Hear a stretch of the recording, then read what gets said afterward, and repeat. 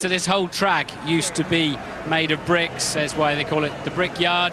The double-decker grandstand, full of people certainly in the start area anyway, looking forward to a great race. The safety car, very much the star of the Canadian Grand Prix, led loads of laps. And if a car stalls on the grid here, because it's this super high-speed section from the Indy 500 track going the other way, you can see the walls for yourself. It's very difficult to get a car off the grid in a lap that's just over 70 seconds. So if a car stalls on the grid today, they may well use that absolutely immediately. Beautiful grid girls with their flags on there. I'm not sure I can reach us. Hi, hello, how are you? I'm wonderful, how are you? Yeah, good stuff. So have you met any of the drivers? Have you met Lewis or anybody? No, I have not. Yeah, okay, good. So what have you got to do today? What's your role today on the grid? We are standing and we are looking gorgeous and fabulous, and we are giving these handsome drivers beautiful women to look at along with them. I would say that's job completely done already then. Well done, see you later. Let's have a look at what's going on in Lewis Hamilton's neighbourhood. He's not back on the grid yet. Here's a man called Pharrell Williams. We're live on British television. Pharrell, quick chat. Now you're a rap singer, hip-hop, you're a producer for Justin Timberlake and Nelly, and you do clothes, you do shoes, you do everything. Yeah, you're a busy guy. Thanks. Okay. Plenty of words, and not today necessarily, obviously, but you're with Lewis Hamilton on the front of the grid here. Do you know Lewis? Yeah. Yeah? Good stuff. Anything you can do with him, for him in the future? That's under wraps, but really and mainly today we're here to support, his brand and what it is that he represents. I mean, himself, he's a good kid, and I think he represents a lot of humility for all of his achievements. I mean, it's his 7th race. I mean, he's doing great. He's really doing great, and for him, he just sees a different kind of world. He thinks that any and everything is achievable, and we stand behind that and we support that. I mean, it sounds like gibberish, but it's really what's got us here. We're here because this kid really believes that he can do anything that he wants to do. He puts his mind to it. Wealth is not of the heart and the mind. It's not of the pocket. It's of the heart and the mind. So he sounds like he's really motivated you. Now, I understand you drive a Ferrari Enzo on the road, yeah? Are you a bit of a racing driver or frustrated racing driver? No one drives slower than me. I also have a McLaren, too. You got a McLaren, too, so that's like about 2 million quid's worth of kit, yeah? But I guess it looks good. Yeah, it is what it is. Okay, well, Lewis is back on the grid now and getting in the car, second pole position for him. We'll just give him a bit of a wave. Anthony, what's Lewis? You just escorted him to the toilets. What's he got to say? Nothing really. Just pretty calm, fairly prepared for the race. Just looking forward to it. Okay, we're going to wander down the grid, see who else we can find. Jets flying overhead. Let's see a big story today. These two McLarens with Alonso second on the grid too. They're about 10 kilometers per hour, something like 6 miles an hour slower down this main pit straight, although they're overall faster on the lap than the Ferraris. So the Ferraris are going to be hoping they get a smell of a slipstream early on, because otherwise I don't think they're going to have a prayer of staying with these McLarens. I don't know if Alonso's on the grid. The drivers more and more are staying away until the last moment. Let's just have a quick word with Ron Dennis. Ron, quick word. Now, congratulations again. You've got the dominant car. Your drivers are both fighting for the World Championship. Lewis 8 points ahead of Fernando. How are you going to stop them tripping over each other like your two drivers did last year? What can you do about that? Me personally, nothing. These are two competitive but fair racing drivers. They know that tangling in the first two corners isn't good for either of their championship hopes, so I hope common sense and intelligence will prevail. You'll still be a big sigh of relief in turn 3, I'm sure, if they're both running. Actually, I'm going to hold my breath for a lap. Okay, see you later. Right, there's one young man I want to talk to who's 7th on the grid, Sebastian Vettel. I hope I can find him. I hope I'm not too late to have a quick word, because I'm just really keen to know what's going through his head. No, finished. Not one quick word. He did say if he was putting his helmet on. All right, we'll just take a quick look at the guy, but I did talk to him earlier on and say, is he up for talking on the grid? He's just 19 years old. What has he got to what experience has he got to draw on at that age to know you can throw me off the grid, son? Well, you'll have to try harder than that. Right, let's see who else is in the field. I've got to head this way. I thought I saw Bernie and Tony George. We want to know. Tony George, how are you doing? Good to see you again. So, are we going to come back to Indy for another Grand Prix? I hope so. Yeah, so do we. What is it hinging on? Is it hinging on Bernie being benevolent? No. We just have to talk about all the things we need to do better. And, I think everyone wants to be back here for a long term. So, just a few things we've got to work out that we don't have time this weekend to do. Well, the track looks good. The crowd seem happy, so I hope we put on a good show for you here in America. Thank you. I'm sure you will. Steve. Well done, Martin, and the race will be underway as soon as Martin Brundle leaves that grid. Some final thoughts from you, Mark Blundell, especially on the drag race that we're set for down to that first corner. Who's going to come out on top? Well, I think Lewis is still going to be focused on getting into the turn one. But I have to say the big thing for me, I think, is going to be the heat and the tyre temperatures and the degradation on the tyres. And that's going to be the thing that's going to worry most of the drivers today, Steve. That's the problem. But saying that, Bridgestone done a fabulous job with the tyres. We're all on a control tyre, and I don't think there'll be any effects of what we've seen over the last couple of years or so. How relevant is it to a driver? How relevant is it to Fernando Alonso to come to a place like Indianapolis and know that you've never really performed well here? Well, it's always a little bit of a bugbear for some drivers that, there's some circuits stick in their mind and they don't actually get a result that time and time again. If you can try and get over that, yeah, obviously it's a wonderful thing, but I wouldn't be surprised that Alonso's already sort of got in his mind that it's going to be a tough race and a tough day in the office, and Lewis has just got an outstanding amount of pace, and if he does come second again, Alonso to Lewis, I really see this championship lightening up. Well, Lewis Hamilton, of course, comes here with no Indianapolis experience, but he's certainly living the American dream, and it's the United States Grand Prix that has many of the right ingredients to persuade the American audience toward Formula One, especially the arrival of young talent and a really exciting new star. They'll be watching with interest to see how Lewis reacts to this latest examination of his ability and composure, and so will we. The countdown to the start is coming next. The Indianapolis Motor Speedway, where some great motorsport reputations have been built and motor racing history has been made. And that's the prospect again today. Lewis Hamilton on pole position for the United States Grand Prix, which will be described by Martin Brundle and James Allen. Thank you, Steve. Hello, everybody at home. Happy Father's Day.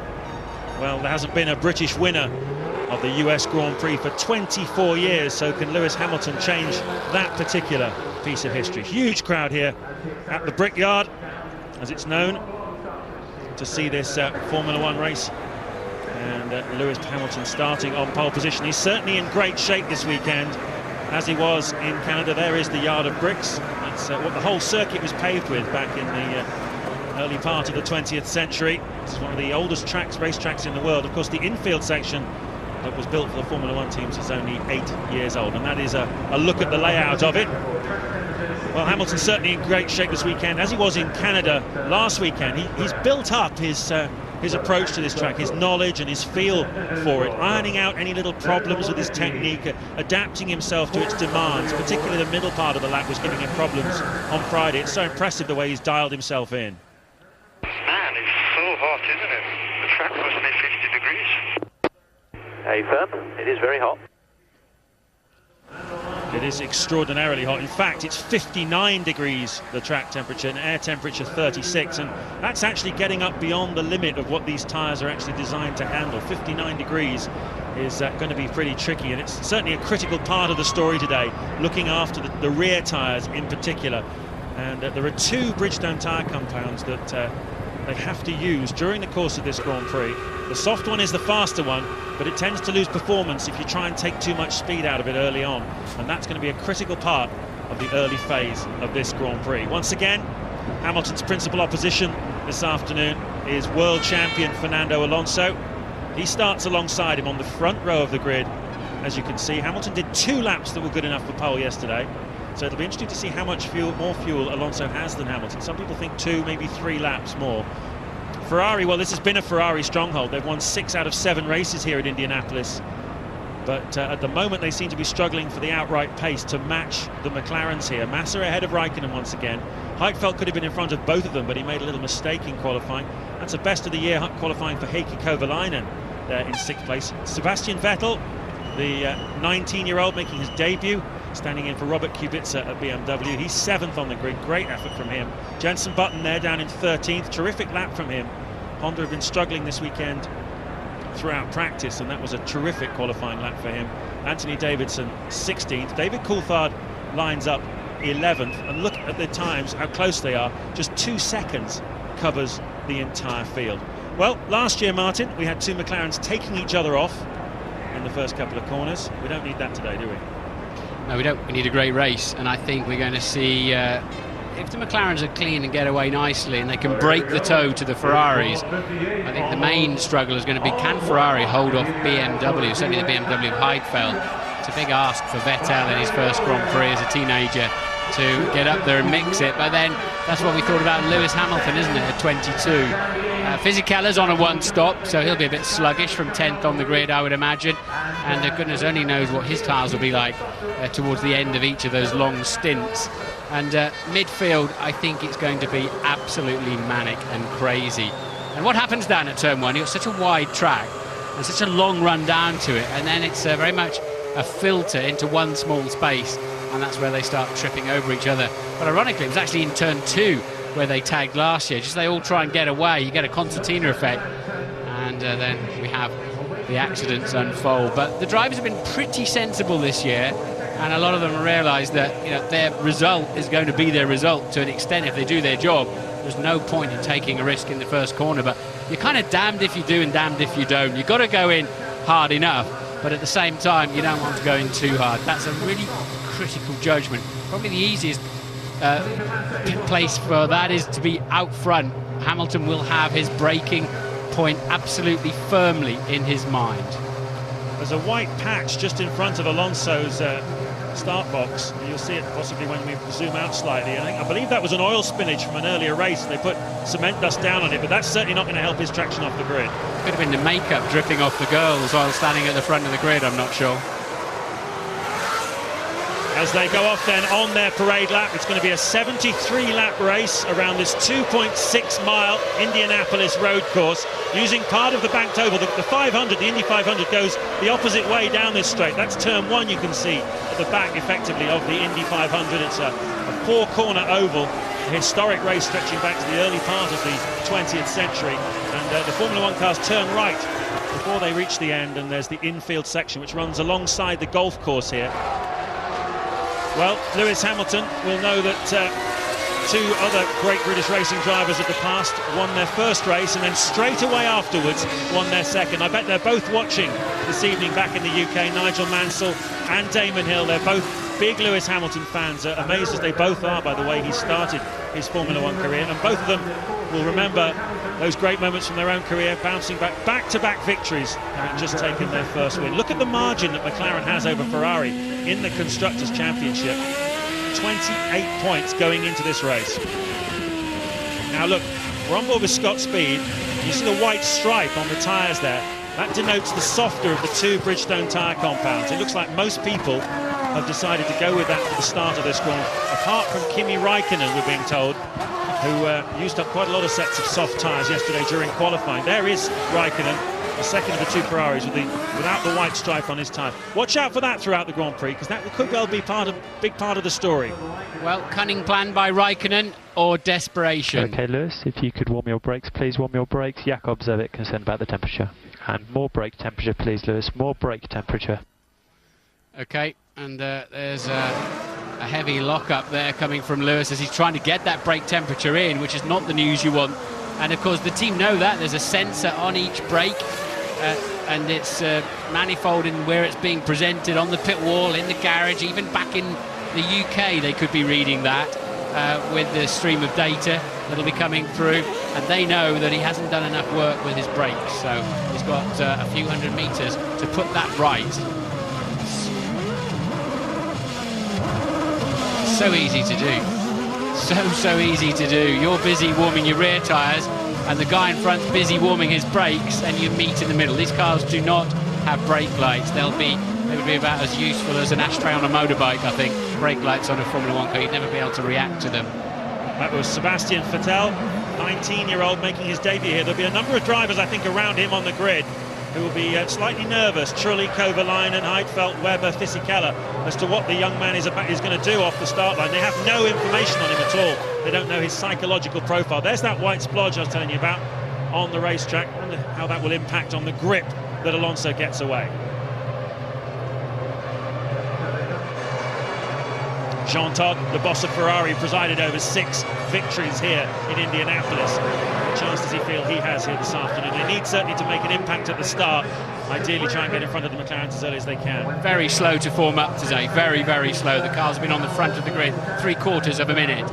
Well, you know the drill. When the 5 lights go out, the US Grand Prix will be go. Lewis Hamilton on the right, Alonso on the left, and it is go! Great fight by Alonso. He's got a terrific start. So has Hamilton. He's got a slight edge on him, though. Alonso tucks in behind to protect the Ferrari from the Ferraris. Is Alonso going to try another one of his famous runs round the outside? No, he is not. And it looks like the BMW of Heidfeld's got up well. Kovalainen as well. And I think Vettel may have gone straight on and cut the chicane.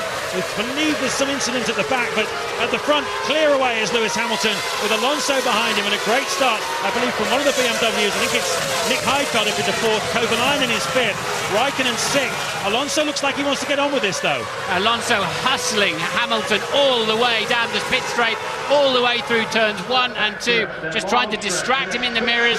Lewis Hamilton would have none of it. He parked his McLaren in exactly all the right places, and now he's settled down a little bit. Alonso doing everything he could to distract Lewis, and who blames him? It was a BMW, I think, that was scampering across the grass. It'll be Vettel. He's down to P11, the teenager, and Ralf Schumacher out of the Grand Prix, who's crashed into Coulthard, we believe, who's coming in from P11 on the grid. Coulthard must have had a bad start or something, and Ralf Schumacher, is he out of Formula 1 at the end of this year? He's definitely out of this Grand Prix.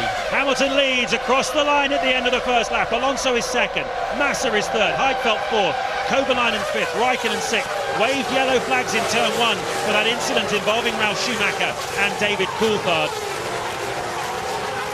And that's there was an attempted to make an overtake there, but you're not allowed to pass under the yellow flags. That's one of the Toro Rossos there. And into the pit lane comes David Coulthard, who we believe was hit by Ralf Schumacher. I think right side pod, and this is a Renault off the road of Fisichella, the man who was stopping. I think that's turn 11. No, it's not, it's turn 4. It's turn 4, and Fisichella, well, that blows completely that long run strategy. And Alonso coming under pressure from Massa. Remember, the Ferraris have 6 miles an hour more plus the tow down the main pit straight. And if a Ferrari gets a sniff at the back of a McLaren, it'll be past. Too much damage, I think, on the right side pod of David Coulthard. I would imagine Ralf Schumacher has been in the side of that somehow. Fisichella then on his own at the moment. Barrichello's pitted as well. He just ran wide. Unforced error, served it straight into the net, across the gravel trap, and he got a little bit on the marbles. The front understeered wide, and as he braked for the corner, so puncture and damage to the front suspension for Barrichello. We've got 3 cars already out of the race. Side by side down the main straight goes Antonio Liuzzi, battling with Alex Wurz over 11th place. And we saw Fisichella having a spin. He was in 8th spot at the time when he did that, in a good position. He'd made up 2 places off the start line, so that's a very expensive mistake for Giancarlo Fisichella. And I must also tell you that Jenson Button has had a difficult start to this Grand Prix, and he's dropped down into 16th place. Liuzzi did make a pass there. He needed to have been more or less passed and ahead as he crossed the finish line, so it was perceived as a defence rather than a pass. You cannot pass under the yellows, you'll get a drive-through penalty. It's a marginal call. If you're coming from a long straight like this, it's very much a judgment call too. Track is clear now. Coulthard, a very short American Grand Prix for him. Talking now with Dr. Helmut Marko, one of the driver advisors for Dietrich Mateschitz, the boss of the Red Bull organisation, which of course owns 2 Formula 1 teams, Red Bull and Toro Rosso. Hamilton leads then by just under a second from Alonso. Massa is 3rd. Heidfeld is 4th. Kovalainen 5th. Raikkonen 6th. Jarno Trulli is 7th.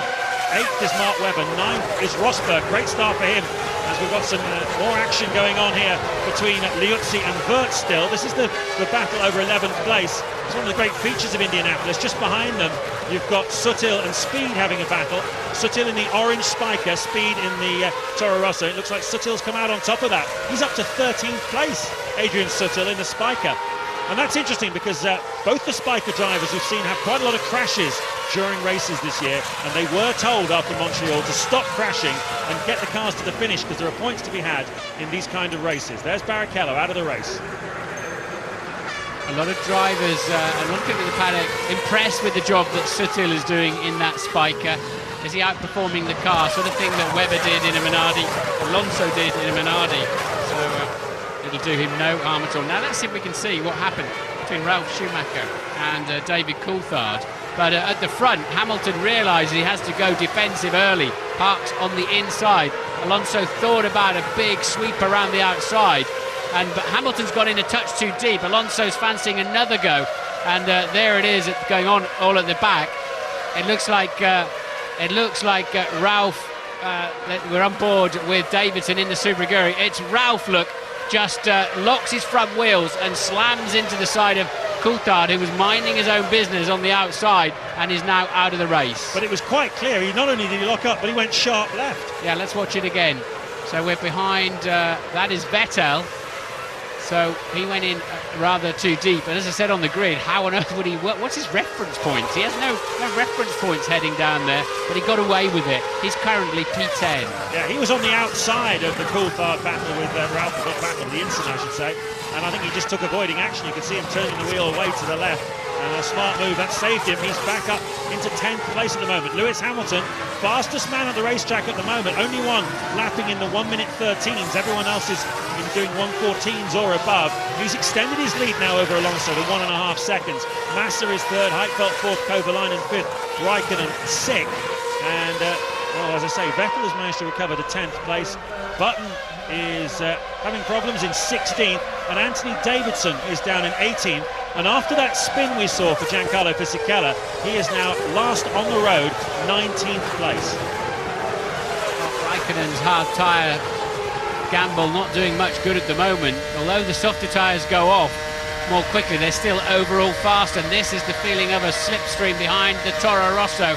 But now Liuzzi's got the high ground, got the right part of the racetrack into turn one, and he can just lift off wrong foot Wirtz and get a good drive out through turns 2 and 3. Wirtz struggling to keep the back of that Williams under control. Hamilton's on lap 6 though. He's 1.7 seconds ahead. This is the fight for 11th and 12th. Both these drivers fancying a chance of some World Championship points from there. Yes, and of course Alex Wirtz got a podium last time out in Montreal just by sitting tight and steering his way through all the safety car periods. Ended up in 3rd place with Williams, and he needed that as well because his performances so far this season have not been particularly strong compared to teammate Nico Rosberg. And with that podium, he doubled Williams' haul for the season. So Hamilton continues to pull away from Alonso. It's almost 2 seconds now as they come through at the end of lap 6. Massa is in 3rd place. Heidfeld is 4th, Kovalainen 5th, Raikkonen 6th, Trulli 7th, and Mark Webber rounds out the top 8. This is lap 9 of the American Grand Prix at Indianapolis. Jenson Button coming under some pressure from Giancarlo Fisichella. This is the battle for 16th and 17th places. Jenson Button struggling with the Honda all weekend. Did a great job in qualifying, but they've got a major test next week in Spain with a new front suspension and new bodywork for that Honda. They're looking to gain half a second from the updates, and that will hopefully put them into the midfield battle. It's been a torrid start to the year, really, for Jenson Button. Nothing he's doing wrong, just the car simply isn't fast enough. Well, the story of this race so far, Lewis Hamilton pulling away at the start from pole position. Fernando Alonso alongside him as Fisichella runs up the inside of Button, wheel to wheel in turn 8 here. Button tries to come back at him at turn 9. Has he given him enough room? They're side by side through the tight, twisty corners at 40-50 miles an hour only at the apex there. Fisichella's keeping his foot in. Button's got the right-hander coming up, and 3 or 4 corners together of action here at Indianapolis, and it stays as it was with Button in front of Fisichella, but surely, Martin, it's only a matter of time. It is, but I'm impressed with Button there. Brilliant driving by both of them, absolutely wheel to wheel, and Jenson shows he's still got spirit. Down in 16th, it is a matter of time. It is frustrating for him. He didn't go to Williams. The Williams are going well, the Honda's not. Everything about it is wrong for him at the moment. It's been a disaster, but he's still showing the determination and spirit, the bulldog spirit going on there. And now, just to add absolute insult to injury, Anthony Davidson's probably going to cruise past in Jenson's last year's car. But this was good stuff, and just the way the track layout works, Jenson knew if he just kept it there, and it was a brave outbreak by Fisichella, who's recovering from an unforced error early in the race. And Flavio there Well, getting very, very excited, but it's all about 16th at the moment for Fisichella. His other man, Kovalainen, is up in 5th, and Louise's fan, David Coulthard. Dave, there's always a potential for danger on the first lap here, but could you see that one coming? No, I didn't. You know, I was quite a ways behind the guys that I started with, because my start wasn't very good. I just kept a steady line into turn 1, left space on the inside because I wasn't sure who was there. And I think what happened, looking at the replay, Ralph and someone else came together, and it looks like he turned Ralph, and then that's why he T-boned me, because it was with his nose, so it's done a lot of damage. It burst the oil cooler. Just one of those things? Well, it wasn't my fault, so I guess you know it doesn't change anything if someone pulls a hand up and says it was mine, because we're both out of the race. Thanks. 5th retirement in 7 starts for David Coulthard. Just the 1 points-paying finish, where he finished in 5th place in Barcelona. That's the only points that the Red Bull team have got this season. So we've got 3 retirements so far. Coulthard, we've just heard from Barrichello and Ralf Schumacher, all involved in that first corner incident. Hamilton pulling away from Alonso at the start. Heidfeld managed to get in front of Raikkonen, as did Heikki Kovalainen off the start line. So it's Hamilton, Alonso, Massa, the top 3. Heidfeld, Kovalainen, Raikkonen, 4, 5 and 6. Then it's Trulli, Webber, Rosberg and Vettel, the top 10. The car is doing a strange noise. Thank you very much. Fine. Okay, Daniel, which noise? Where do you find the noise? Okay, Daniel, keep pushing, you're racing full, keep pushing, keep trying. We're taking the data, there's nothing. Interesting illustration of how the language of Formula One is English. Even though both men speaking were Italian, they were speaking in English. Yeah, he's about to get drilled by Wirtz. Wirtz got the inside line this time. Can he keep it in enough? He should just about. No, he couldn't.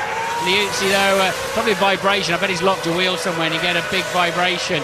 But that's a great scrap going on there between Liuzzi and Wirtz. Sato's under investigation for Super Aguri, car number 22, overtaking under the yellows. Well, we saw quite a bit of that going on, didn't we, when they were clearing away the mess from Ralf Schumacher coming together with David Coulthard in the first corner. And almost, well, in fact, every time these days, when you see a sign like that come up on the computer, the driver gets penalised. Well, Hamilton is 0.3 of a second a lap faster than Alonso in this opening stint. The gap now up to 2.5 seconds after 12 laps. And let's get some news from the pit lane and Ted Kravitz. Yeah, and I tell you what, that was a Honda own goal, that was, because it was Jenson Button that Takuma Sato overtook under the yellow flag. So people in Japan won't be too impressed with that. But just on Jenson Button, apparently he's reported back that he's not happy with the car and they're looking at ways to change it. And as I speak, a Honda mechanic's just having a look, just taking the tyres that he's going to change at his stop off their racks and just changing some tyre pressures. So Jenson not happy with that. Williams also believe that Liuzzi may have overtaken Wirtz under yellows. Yeah, but they'll have to look back and see as this is Fisichella coming up on Scott Speed. He's recovering, he's got a much faster car. Should make his way through this pack, even though he's one stopping. I hope Jenson Button's one stopping, because he's lapping about 3 seconds a lap off the lead pace. You said they're looking for half a second next weekend in Spain, James. Well, I think they're looking for quite a bit more than that. Half second might just pop them into the solid midfield. I think that's the first stage, and then they've got more and more new parts to come to the car throughout the second half of the season. Big push from everybody at Brackley and Northampton at the Honda factory. And as I say, half a second will get them into the midfield, the back end of the midfield pack with Toyota, Red Bull, Williams and Renault, and then it's going to take some more to get them up ahead of that as well. It is a development race in Formula One. That's one of the reasons why McLaren have a clear advantage over Ferrari, who started the season a second a lap faster in Australia, but already after 6 races, it's McLaren the dominant package, and that's all about development. Also the BMW, Nick Heidfeld showing just how quick that car has become over the course of the last month or so. In case you've forgotten, I had momentarily, Lewis Hamilton leads. It's lap 14. He's 2.5 seconds clear of Alonso. Not very much, is it? Long way to go yet. And Massa is just another 2.5 seconds adrift. Wirtz still trying to find a way past, and that is Sato. It's going to be Sato, who we are pretty sure is going to get a penalty anyway, with Sutil. So, and he's gone round. Caught the grass and round he goes. Yeah, the hero of Montreal, Takuma Sato, finished 6th, having overtaken both Kimi Raikkonen and Fernando Alonso during the Grand Prix, driving a Super Aguri against the McLaren and Ferrari unfortunately, it's a bit of a 0-0 situation, and he is out of this Grand Prix. Now, I've driven that car and a lot of other F1s lately, and this anti-stall system they have means it's virtually impossible to creep out of the pit lane or out of the gravel trap by using a bit of clutch, because the anti-stall kicks in. It means that when you've got a hardened gravel trap like that, normally you might, if you're really easy with the clutch, just edge the car out. And he's gone wide, very similar to Fisichella's accident, very, very similar, and ran wide with understeer and then turned in on the grass. And if he was able to just ease the clutch out, he might just drive out of there. You've got to give it quite a lot of revs, and it just immediately does that, digs a couple of holes like you're on the beach. It's interesting, it's almost exactly the same place as it happened to Fisichella, isn't it? Fisichella dropping from 8th place down to now 14th, but he was as low as 19th after that spin. There's Aguri Suzuki, the boss of the Super Aguri team, and that is the top 8 at the moment. Hamilton continuing to take 2 or 3 tenths of a second a lap out of Alonso. Lap 18 of the American Grand Prix at Indianapolis. Come on, Fizzy, get 2 more and then you'll be clear. 2 more and you'll be clear. Well, Fisichella spun from 8th place early in this race. He dropped to 19th. He's fighting his way back through the field. He's currently in 13th place, and as his engineer said, past 2 more cars and he will have a clear track, because in front of Tony Liuzzi is 23 seconds of empty racetrack, and the Renault is faster than both of these 2 cars in front of them. That's the top 8 still. Lewis Hamilton has pulled away at the start of this race from pole position. Teammate Fernando Alonso, the reigning world champion, is 3 seconds behind him, and for the first time on that last lap, Alonso matched Hamilton's lap times. Wirtz has a look at the inside of Liuzzi, as he has many times, and Louise Goodman has found Ralf Schumacher. Ralph, we've heard from David, who you collected at the end of that accident, but what can you tell us about how it started? Well, I mean, you know, at the end of the day, I think it was a normal race incident. Things do happen at the start, you know. The grip was not perfect, and the tire locked a little bit, but I mean, it was pretty messy up there, and I just got into the way of David, or into my way, one of the two.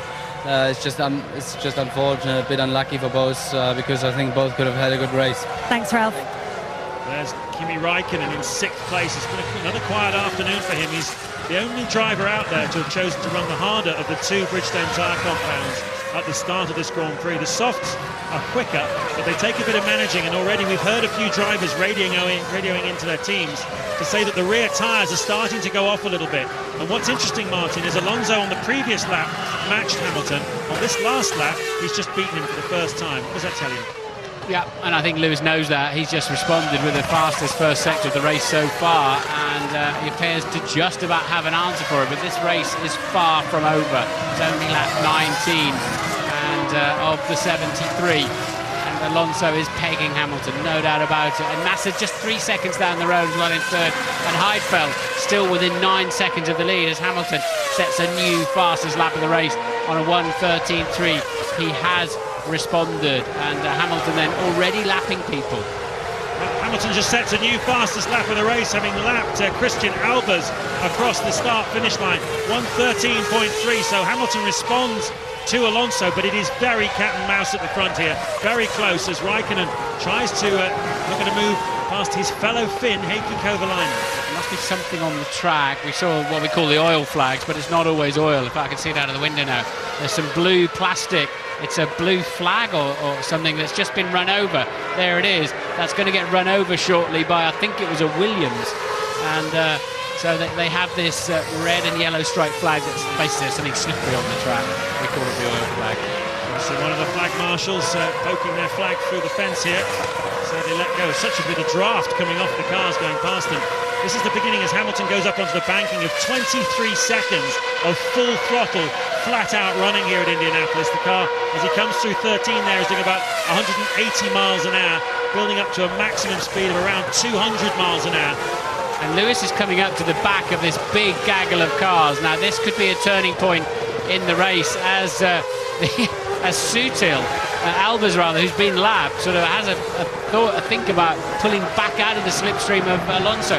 The McLarens are not that fast in a straight line. In fact, they're bordering on slow, but on an overall lap, clearly, they're the best things out there. Ted has news. Yeah, I can't see whether anyone's cleared that flag, but such is the nervousness down here at McLaren about a possible safety car that ruined Alonso's race. I think they're actually they're thinking about bringing their drivers in a touch early just to make sure they get them out of the way before a safety car. The mechanics have just gone into the garage to get the tyres, so we're close to it. Okay. We believe that Lewis is coming in first. Thank James. you for that, Ted. And Nick Heidfeld makes a mistake, and that gives Heikki Kovalainen the chance to get through. Kovalainen up into 4th place, and Raikkonen almost took that place away as well. So is this more of the situation of the rear tyres going off and problems as mechanics for McLaren come out into the pit lane? It's a touch earlier than I thought McLaren would be out. It'll be interesting to see how far the Ferraris can go, although Raikkonen's now 18 seconds adrift.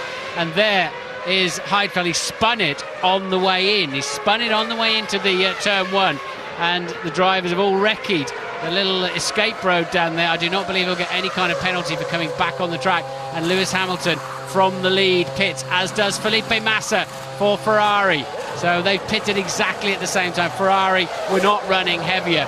Where is Alonso, though? How much further can he go? And can he pump in some hot laps? Hamilton takes on a new set of soft tyres. Massa also takes on soft tyres for the second stint. Heidfeld is going for the harder tyre in the middle stint here, having just made that mistake into turn 1. So Fernando Alonso leads this race. Heikki Kovalainen in the Renault is now 2nd. Raikkonen is 3rd. The race leader, Hamilton, and the man who was running 3rd at the time, Massa, have both made their pit stops back out on the track. And Heidfeld was released after the tyres had finished rather than the fuel, so it suggests there was a problem also on Heidfeld's lap there on a pit stop. I'm surprised the BMWs are not faster in the Grand Prix. Vettel 9th at the moment, tucked up just behind Rosberg.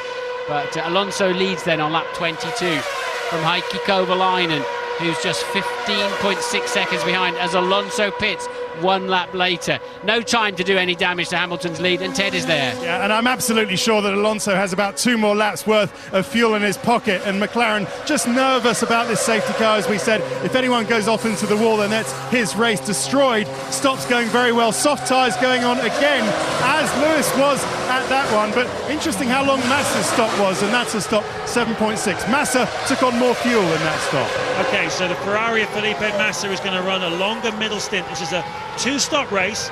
We've seen the first round of pit stops slightly earlier than most people expected, but the second round will be in the late 40s, possibly early 50s in this race. A 2-stop race for most of the front runners. Well, we saw Takuma Sato spinning off the racetrack, having previously been warned by the stewards that they were looking into the possibility he may have overtaken under yellow flags. Let's get his story of the race. He's talking to Louise Goodman. Well, Takuma, we saw some demon overtaking manoeuvres from you at the last race. A bit too demon this time, though, overtaking under the yellows? No, Jensen was overtaking me, so I wasn't overtaking at that time. But a shame. The race was looking good until that point. I got on the dodgy side and I spun off. It wasn't a great day for me. Thanks, Taku. So Heikki Kovalainen leads the Grand Prix. He's another rookie this year, but he's been in the shadow of Hamilton, whose achievements have been truly stellar. Kovalainen, though, starting to piece his season together. He had a difficult time during practice and qualifying in Canada, but he got it together in the race, and now Alonso is coming up on the back of the Toyota. Alonso's lost a lot of time behind. He was bitching about Jarno Trulli, his former mate and teammate at Renault in Monaco, big time, and he lost time on that outlap, tucked up behind the Toyota. The blue flags were waving, and he only really released him on the pit straight. Yeah, so that was 4th position because Trulli has yet to stop. So Alonso up into 4th place. Kovalainen leads in the Renault. Raikkonen is 2nd for Ferrari. 3rd is Lewis Hamilton, who just set his fastest middle section of the race so far on his outlap. So he's pushing very, very hard on that new set of tyres. Trulli has just been overtaken by Alonso for 4th place. Mark Webber has yet to stop for Red Bull. He's 6th. Massa is 7th, having made his first stop. And then it's Rosberg 8th, Vettel 9th, and Heidfeld, who had a spin and then a pit stop, has dropped down to 10th place. Yeah, Heidfeld quick, though. Heidfeld quick, now he's out there. I suspect the McLarens came in. Jarno, you are always at least 2 or 3 times faster than the cars behind you. You're pulling away from the cars behind you, but you need to keep pushing. Because Raikkonen pits then from second place. He didn't go a long way on those harder tyres. I think the McLarens came in earlier than we expected, James, because they were about to come across that big queue of cars, and it made sense. Good helmet cam shot there, like that. Yeah, it's Ignazio Sansoni, the left rear mechanic, left front, I beg your pardon, mechanic for Ferrari. We've got one on the Renault team as well, so hopefully we'll see a little bit of that when Renault make a pit stop. Vettel, on his debut, makes his first Formula One pit stop for BMW, pitting from what was 9th place. Raikkonen goes back out on track, little twitch there into turn 1. So, looking at Fisichella going around the outside of Wirtz. That was a pass for 12th place, which has just happened. Wheel-to-wheel contact there for the two of them. Pretty tasty stuff, but he makes it through. Between 6 and 7, you wouldn't really call it an overtaking place, but Fisichella in very much damage repair mode, and that's a good one. Yeah, we think Fisichella's going to go quite a long way into this race before he makes a pit stop. This is it from Wirtz's point of view. Made contact a couple of times there, but well, Wirtz is used to the stern stuff. He's not afraid of a bit of physical action out there. This is the first time then that Heikki Kovalainen has led a Formula One Grand Prix. I believe it's the first time this season that Renault have led a lap. Reigning champions and the champions in 2005 as well. It's been a bit of a setback the way their year has started, but this is yet another indication that Renault are making the right moves to push themselves back towards the front of the grid. Hamilton's effective lead, although he's second at the moment, over Alonso, down to just 2.7 seconds now. And there are 5 adrift of Kovalainen, catching him at 0.6 per lap. So in a few more laps they'll be on Kovalainen. Surely he'll pit within that time anyway. It's lap 26. Kovalainen leads by 5.5 over Hamilton. Alonso 2.7 behind them, and Trulli 4th, but he hasn't stopped. Webber 5th, hasn't stopped. Massa, the next man to stop, in 6th. Rosberg 7th, hasn't stopped. Heidfeld recovering in 9th. Raikkonen 10th. Vettel 11th, having now stopped. Look at this lot. Fast and furious down the main straight. That's the Toro Rosso of Scott Speed battling with Jenson Button. That's the battle for 15th place, and once again Button in the thick of the action. He was actually behind Scott Speed the lap before, so he's managed to get in front of him. Down the outside too, Speed's gone defensive, and Jenson says, I'll have a bit of that, I'm on the grippier line. That's good. Jenson's on it today. You'd never believe it back in 16th, would you? Net 15th now, but Jenson driving nicely. Here comes Fisichella. That's Tonio Liuzzi, his fellow Italian. So having dispatched Wirtz, just this one car now to pass before he gets that lovely clear air that he'll be able to put some quick laps into. Now that's the congestion that the McLarens were keen to avoid. You see, get caught up behind this lot, you can lose a lot of time. Hamilton though is having a slow lap. Half a second slower in the first lap. In fact, it's 2 slow laps. That last time through, he was 9/10 slower. Now Alonso is closing right up to him. He's only 1.9 seconds behind. Has Hamilton got some kind of problem? He's only just made a pit stop. So has Alonso. Possibly the tyre pressure's not right. Whatever it is, Hamilton doesn't feel comfortable out there. Yeah, Hamilton had a 1:14.2, then a 1:14.8. Both of them very slow as Kovalainen pits from the lead. He was down in the low 1:14s at that point. Fastest man out there comfortably at the moment is Raikkonen, actually, and Raikkonen in the mid 1:13s now. He's got the softer tyres on, so we'll keep an eye out for him.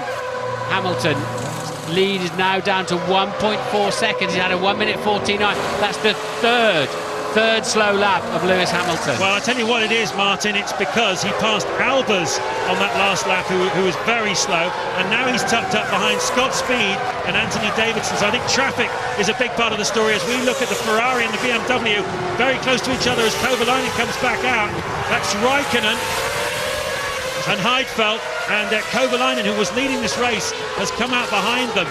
So Heidfeld 8th, Raikkonen 9th. And Kovalainen drops back in. Raikkonen 7th, Heidfeld 8th, Kovalainen 9th. It's confirmed up on the screens there. Yeah, it'll take a little time to sort itself out, but that looked a disaster for Heikki Kovalainen.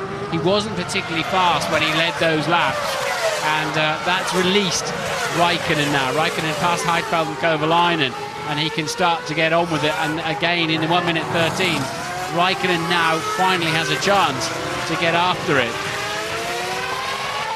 Well, Hamilton's pace again, slow on the first part of this lap, but he's got past the traffic. There's Fernando Alonso. There is Jarno Trulli and Christian Albers, who took some passing, I think. You can see how Alonso has gained on Hamilton. So the gap now just down to 1.2 seconds. Jarno Trulli yet to make his stop. He's third, Webber's fourth. Massa, who has stopped, is fifth. Rosberg, who has yet to stop, sixth. Raikkonen seventh. Heidfeld eighth. Kovalainen ninth. And Vettel in 10th place in the BMW. Liuzzi must have some kind of straight line speed advantage. There's been a queue of cars behind him all afternoon, but he seems to be able to hold them off. There's Mark Webber, P4 at the moment. Probably a little bit more front wing, mate, where you control it. Control it with the toy. I've got a vibration in the rear through the magnetic as well. Bit more front wing, mate. It's all very relaxed there from Mark Webber, and seems very calm and collected in there, doesn't he? Well, he's looking for his first points finish of the season so far, the Australian, who's qualified more often than not in the top 10, but he's yet to translate that into a top 8 finish. Riding on board with Fisichella. He's going to do another one of these close contact things. He's going to try between 6 and 7. It worked last time, and he doesn't even have to bash him out of the way this time, and he's through, because they can't pass him down the pit straight, so they're having to muscle Liuzzi out of the way at the back. Okay, well, we think that part of the Hamilton going slow story was a little bit of traffic, particularly Christian Albers, who took some overtaking. Let's find out if there's anything more to it in the pit lane with Ted Kravitz. No is the brief answer, James, because he's got straight back on the pace of 14.2, both for Hamilton and Alonso. You can tell it was traffic because the McLaren team manager, Dave Ryan, was on the radio to Charlie Whiting to ask people to move the blue flags out of the way, apart from that marshal who dropped his on the track, of course. But the bad news for Lewis is that he's going to come up very shortly to the Fisichella, Wirtz, Suttil and Button fight. That's the next traffic ahead. Well, a lovely helicopter shot of Lewis Hamilton. That's the margin to his teammate, the reigning world champion Fernando Alonso, who's playing a cagey game at the moment. He's used the traffic to his advantage to close it down to 1.2 seconds. And well, he's a smart customer, Alonso. He knew on Friday, looking at their performance relative to each other in the longer runs, that Hamilton was getting more performance over a longer time from these softer tyres. He's adapted his driving style accordingly, and Alonso is right in the hunt for victory here at Indianapolis as Mark Webber pits. We saw the twisted front wing that he requested on the menu for the next pit stop, and away he goes. That's a good start from the Red Bull team. And Jarno Trulli then really the man sort of out of sync on stops. He's only 6 seconds off the lead and lapping at the same pace as the leaders. Trulli's got a very strong record here, hasn't he? He's always done extremely well at this racetrack. Yeah, he has got a very strong record here. It's a strange, rather erratic car, isn't it, the Toyota? It seems to be incredibly slow at places like Monaco, and then here he is lapping, as you say, at the same sort of pace. Of course, they're carrying a fair bit more fuel than McLaren's down the Toyota, but yes, Jarno Trulli, he's finished 4th here 3 times and 5th once. So he always goes well around here. And of course, don't forget that very controversial race back in 2005. He stuck it on pole position. Still Toyota's only Formula One pole. Hamilton leads then by 1 second exactly now. He just had a scruffy end to that lap, lost 0.3 of a second. Plenty of black dust coming off Lewis Hamilton's front brakes down into turn 1. They don't look like they've been called off from racing yet. A long way to go as finally Trulli pits from what was 3rd position. And Massa in the pit stops has fallen back by 14 seconds now off the lead. So bad phase of the race from him. Rosberg still hasn't pitted. He's up to 4th. Raikkonen making his way through that traffic is just struggling for pace at the moment. Hamilton, lap 32, 1 second ahead of his teammate Alonso. Approaching half distance in the American Grand Prix, you can see the last 3 laps, Fernando Alonso has taken pretty much 0.2 of a second a lap out of race leader Lewis Hamilton, and they're about to come up behind this bunch of slower cars, which includes Anthony Davidson, Scott Speed, Jenson Button, Alex Wirtz and Antonio Liuzzi. So 5 cars that they've got to get through, and this is where Alonso is getting close up to see if he can have a chance through these back markers to pass Lewis Hamilton.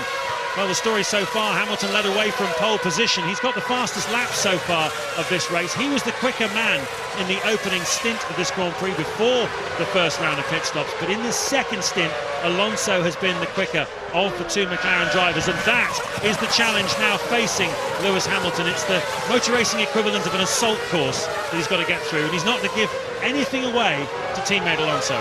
Alonso looks slightly more comfortable, and I'm talking fractions here, in this phase of the Grand Prix. And it's kind of, I'm going to get you kind of look about him. But where are we at, I wonder, with McLaren? In Monte Carlo, where they had a 1-2 in the bag easily, the team chose to pace them. At certain phases, I think Lewis chose to ignore those instructions, and I'm pretty sure Fernando Alonso will ignore them as well at the moment. I think they're racing them absolutely flat out. They are the fastest cars on the track. The traffic is coming up, and there's Wirtz still. I think what's happening with Wirtz, his 7th gear's too short. I think he's getting in the slipstream and then hitting the limiter. They're limited to 19,000 RPM. And if you want to tune your gear ratios to be very close to the limit, but if you get in a slipstream, you start bouncing off that limiter, and I think that's why Wirtz is just constantly frustrated against that Toro Rosso down the pit straight.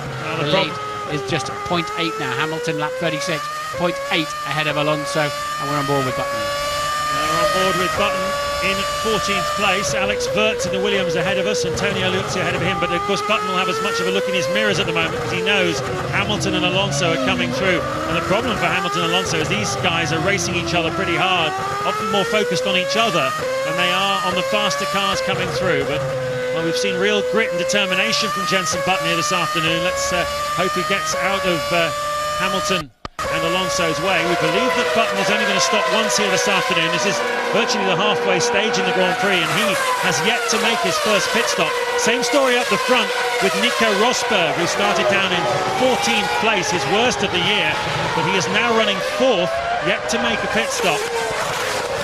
And you can see Hamilton now closing in on the back of Scott Speed. He's already dispatched Anthony Davidson in the last lap.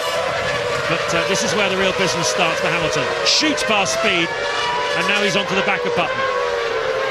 Danger zone then, but the blue flags do have it. Such a penalty for the drivers, and they have to get out of the way within 3 marshals posts of blue flags, assuming the marshal hasn't thrown his flag away onto the racetrack. And otherwise they're going to get penalised. That's why they leap out of the way so quickly. But the good news for Hamilton is coming up on a straight, but he's not been able to take advantage of it. Meanwhile, Liuzzi and Wirtz still having that wonderful private ding-dong. This is not a great place to catch slow traffic. Slowest part of the racetrack. I think Button's let Hamilton through. Yep, as he has. And Alonso. So good work there by Jenson Button. Now let's hope that Wirtz and Liuzzi do the same thing. I tell you, when you're sitting in the cockpit, you've been in a race-long battle and the leaders come up to lap you, you can't help but think of it as an opportunity to grab a place from the guy in front that's been holding you up. So you're half respecting the leaders and half hoping it'll give you an opening. Well, it's fallen quite well. I think he should be able to get Wirtz down the straight. Giancarlo Fisichella has pitted to make his one and only stop of the afternoon. Can Alonso get Wirtz before turn 1? Yes, he can. And now Hamilton has only Liuzzi to dispatch. I have to say, that's top quality back marker driving there. No one's been held up.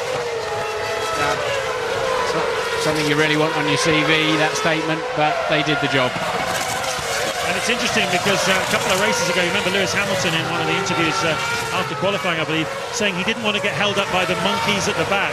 Rather disparaging statement towards the guys who push very hard at the back of the grid, and it wasn't quite in character for Hamilton, whose humility is one of his foremost qualities, to use that description. But clearly no one took offence because, apart from Liuzzi, who's not let him through yet, and now look how close Alonso is. Liuzzi has been pretty much a problem for drivers all day, and both the back of those Ferraris, McLaren stepping out, Hamilton even more so than Alonso, and Liuzzi pits then. He clears. Look at this. This could be a Surely chance. he's got a chance in the slipstream. I think he might well have. He got better drive, better acceleration out of the slower corners. This could be the lead going for Hamilton. Alonso senses an opportunity. They are side by side down the pit straight in Indianapolis. The two teammates, you could put a cigarette paper between the wheels. Hamilton holds his nerve, but Alonso is on the warpath. But I tell you, you know from GP2, you will not frighten Lewis Hamilton off the road.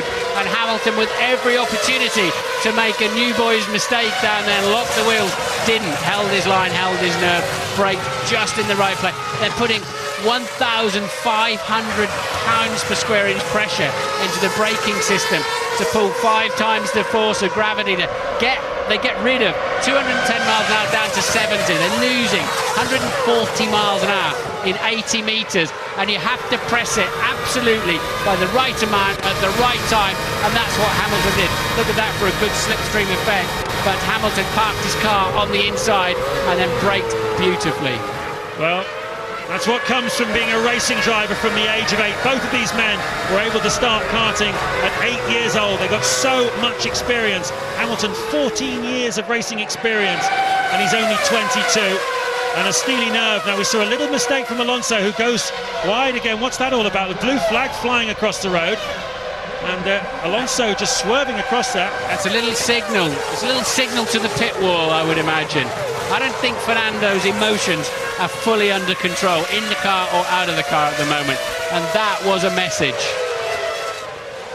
Well, we're starting to see a little bit of brake dust coming off Lewis Hamilton's car. It's always not a hugely difficult braking circuit here, but there are a couple of big stops, so maybe that's a little bit of a factor. Alonso perhaps getting a bit frustrated. Ted Kravitz, you shed any light on the McLaren situation? Yeah, it is a message, you know, and Ron Dennis is looking sturdy-faced at the monitors.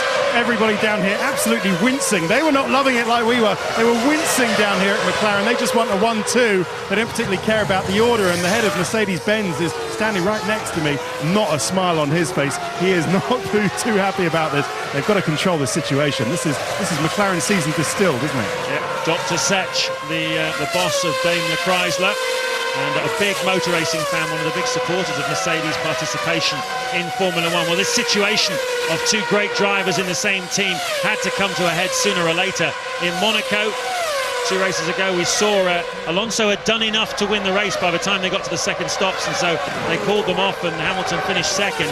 Hamilton may feel the situation is reversed here. If he can hold on to the second round of pit stops, he may feel he's done enough to win the race. Sliding the back of the car out through turn 2, pushing hard as into the pits comes Nico Rosberg from 4th place. Yeah, but where's the beef? Hamilton's on pole, leads the race, gets tucked up behind a back marker. Alonso has a run out of him. Hamilton parks his car in the right place and brakes spot on. What's the problem? Why does he need to go and demonstrate to the pit wall? Hamilton's doing nothing wrong, nor are the team. Yes, but this is a driver who doesn't take well to not winning, and we've seen that in the last couple of weeks. He went to the Spanish media and said, I don't feel comfortable at McLaren, haven't felt comfortable since the start. It's an English team, they gravitate towards their English driver. How that's been taken internally at McLaren, Lord only knows, but certainly externally they've been very professional. They've said, no, we give both drivers equal opportunities. It will be that way to the end of the season. And if you look at the margin back to the next non-McLaren, it's Felipe Massa, 12 seconds behind the race leader. That tells you that, at the moment anyway, this is a championship battle between the two McLaren men. And Alonso knows he needs to start recouping some of the margin to Hamilton, with more brake dust coming off Hamilton's car. Yeah, that's been pretty much since the beginning. And a replay of Rosberg's pit stop, the fuel nozzle stuck on. You often get a bit of leakage there, but no problem. And he's away. And what's going on? Yeah, it's the spiker behind the two leading McLarens. Has put himself wide. Who was that? Don't know from there. I think it's Albers.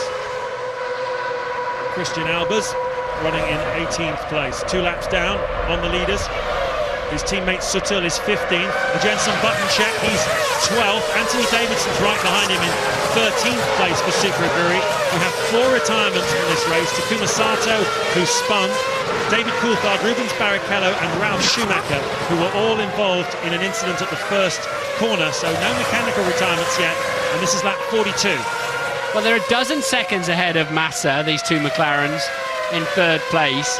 Raikkonen's just 17 seconds behind now and taking the thick end of a second a lap out of them. McLaren can't call off the race. They've got to keep pushing as hard as they can. Their pace is not as amazing as we thought it was going to be, especially when they start squabbling with each other. And the only way McLaren should interfere, if it becomes obvious that Hamilton's actually slowing up, Alonso, and the Ferraris are catching. He is on one stop. It's very close between you and him. Rosberg is on one stop, they're telling Mark Webber, who's running 8th at the moment. Rosberg is 10th, and so we believe obviously Webber has to stop again. He's 10 seconds up the road from Rosberg, so he needs to get on with it a bit. He wants to be able to pit and rejoin in front. Well, check out the ITV F1 website if you'd like the chance to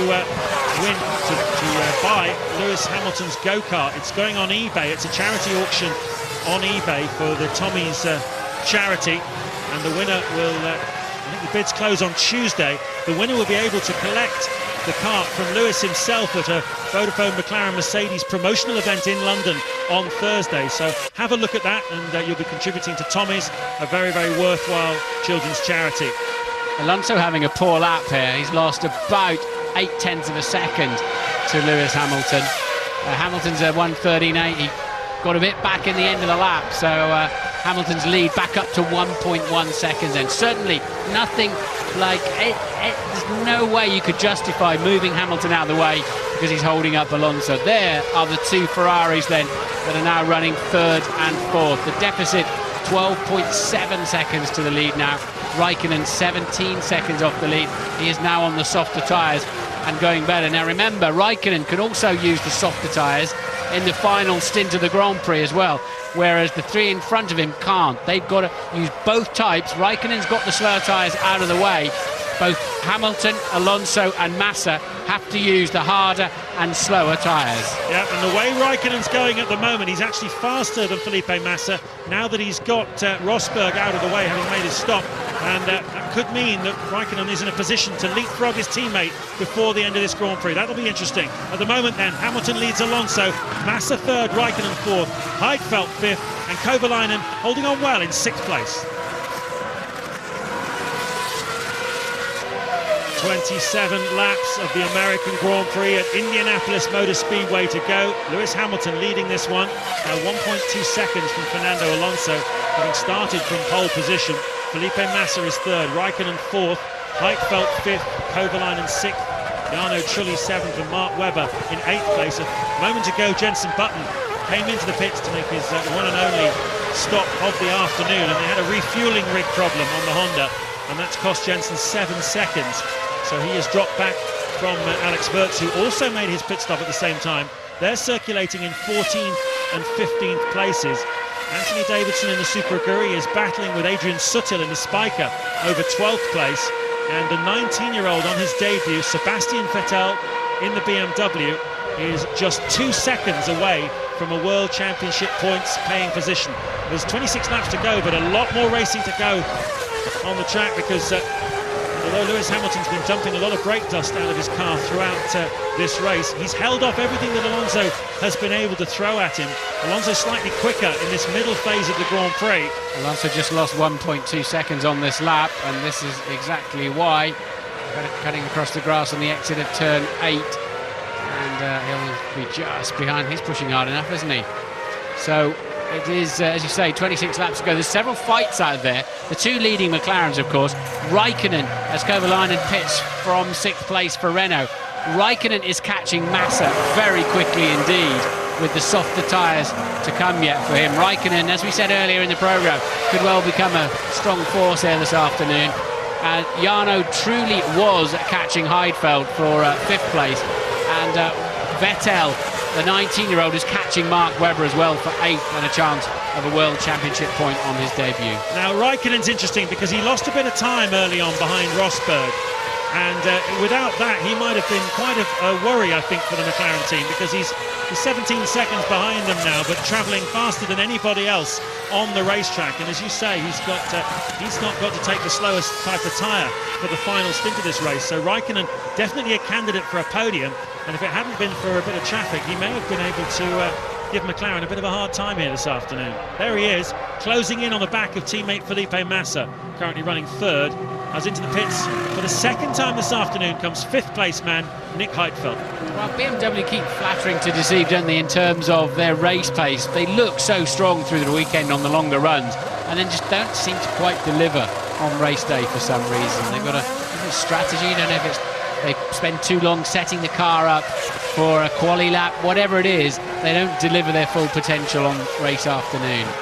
Albeit Heidfeld finishing second last weekend, but overall, generally, we thought this afternoon they looked like they were going to sail past the Ferraris, and actually they've been left by them. Well, we've just been handed a piece of paper by the stewards. Remember that Takuma Sato was under investigation for passing under waved yellow flags in turn one. That incident at the first corner involving David Coulthard, Rubens Barrichello and Ralf Schumacher, all of whom were eliminated in that accident.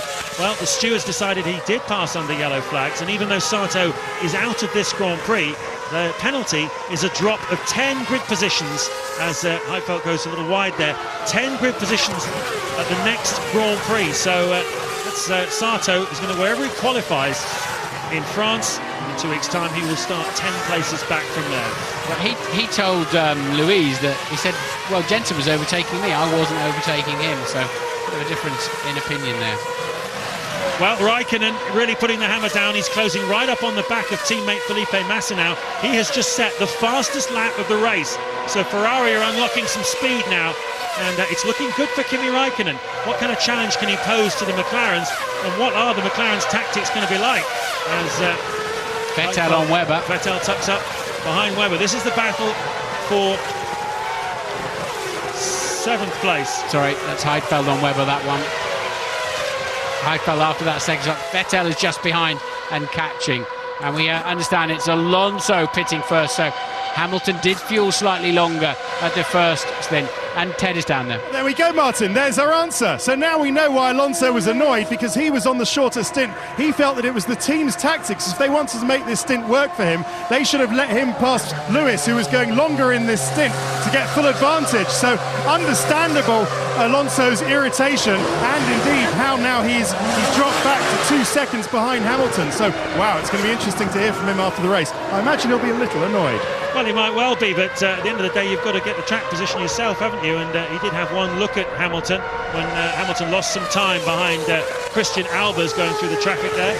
But generally speaking, Hamilton's had enough in his pocket to keep Alonso behind him. So I'm not sure. I mean, clearly the situation is going to reach some kind of boiling point within that team, and it's a difficult management exercise for Ron Dennis and Martin Whitmarsh to try and control these two men. But it's wonderful for us, Martin. I mean, you think back to Grand Prix history, Fangio and Moss, two great drivers in the same team. Piquet and Mansell in the 80s, Senna and Prost in the 80s, as Lewis Hamilton dives into the pits.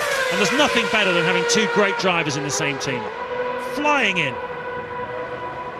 Doesn't matter if he flat spots those, he's about to lose them for the harder, non-stripy set of tyres. And I understand from somebody who really should know, who will remain nameless, that Alonso's side of the garage won't share strategy these days with Hamilton's side. Can't verify that, but I have heard it.